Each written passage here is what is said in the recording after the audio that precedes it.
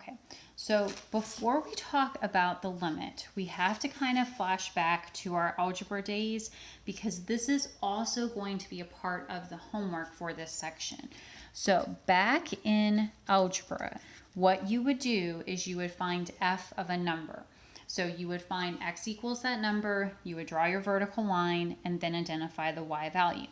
So again, if you were back in algebra, if they asked you f of 2, you would find x equals 2, you would go up, you would see an open circle, and that open circle identifies to you that f of 2 is undefined.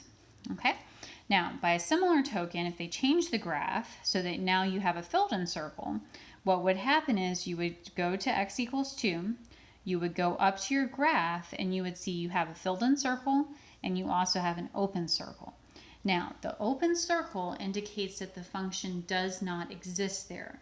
So the open circle is not going to determine the function value. When you're talking about f of something, the filled in circle is going to be what wins and determines that function value.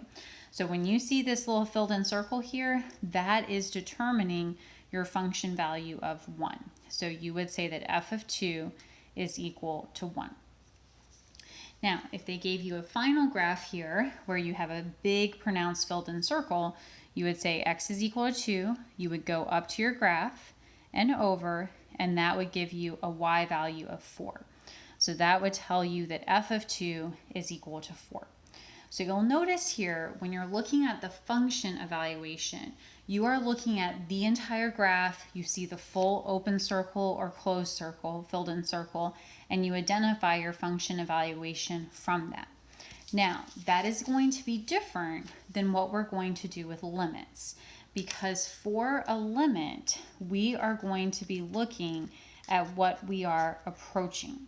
Now, to do that, we're going to have to basically ignore the circles. So what's going to happen here is you are going to cover the opposite side that you are approaching, okay? And then after you cover the opposite side, you're then going to draw an arrow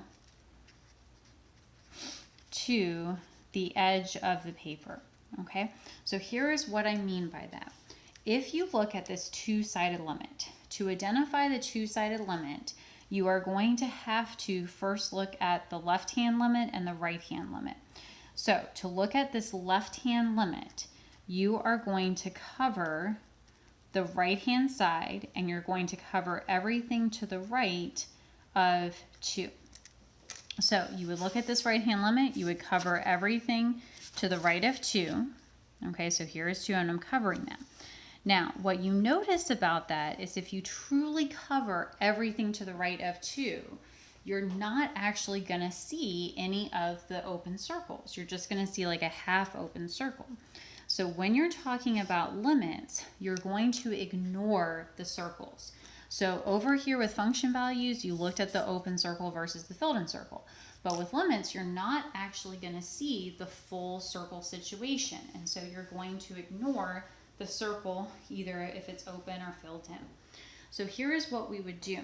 We would take and cover the opposite sign, and I wrote down sign, but I meant side. So opposite side.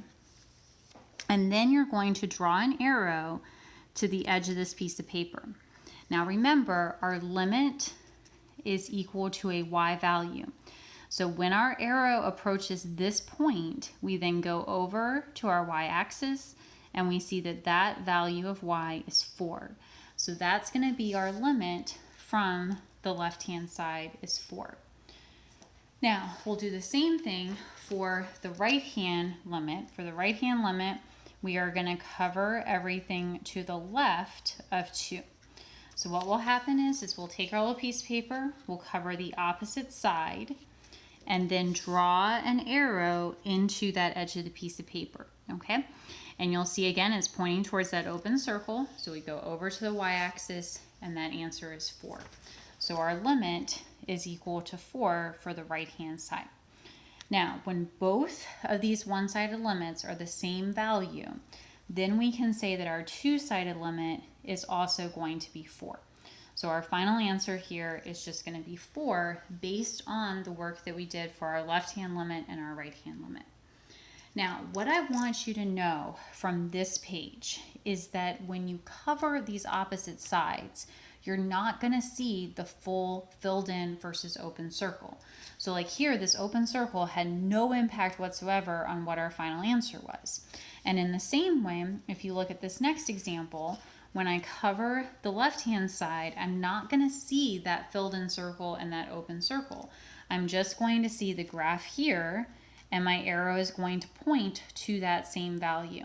And the same thing over here, I'm just going to see this arrow pointing, and so I will get 4. And the final part of this, when I look at the third graph, what I will see is I'll just see this portion of the graph, I'll draw my arrow up, and I won't actually see that filled in circle. And the same thing is true over here. I won't really see the filled in circle, I'll just see that portion of my graph. So in this case, we have the same graphs horizontally here, but they have different answers. So for the function value, you had undefined, you had 1, you had 4. But for those same graphs, you see that the limits are going to be equal to 4, 4, and 4. And that is because with limits, you are going to ignore the circles. You're just going to think about what is happening as you approach.